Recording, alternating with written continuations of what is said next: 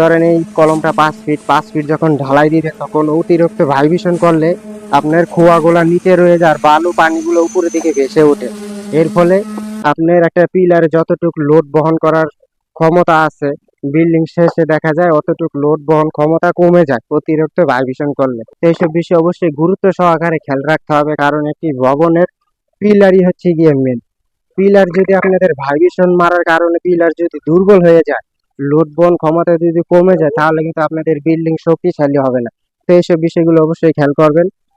Pillar ঢালাইয়ের সময় আপনারা খুবই গুরুত্ব সহকারে ঢালাইয়ের রেশিওগুলো ঠিক আছে নাকি, এবং কি ঢালাইয়ের যে সেন্টারিংটা আছে সেই সেন্টারিং সলগুলো ঠিক আছে নাকি, এবং কি সেন্টারিং করার সময় আপনার যখন ফর্মাগুলা ফিটিং হয় তখন যাতে কোনো ফাঁক ফুক না থাকে, সিমেন্টের যাতে পানি পুনি না বাড়ে, তাহলে দেখা যাচ্ছে আপনার পিলারের যে মূল স্থানটা সেটা অটোমেটিক চলে আসবে।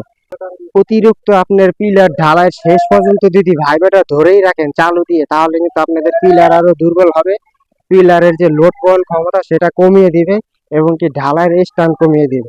তো এইসব বিষয় অবশ্যই আপনাদের খেয়াল রাখতে হবে। তো স্টিল ফর্মার কাজে সলগুলো অবশ্যই খুবই গুরুত্ব সহকারে চেক দিয়ে নিতে হবে, ফর্মার গোড়া দিয়ে যাতে কোনো পানি পুনি না বাইরে।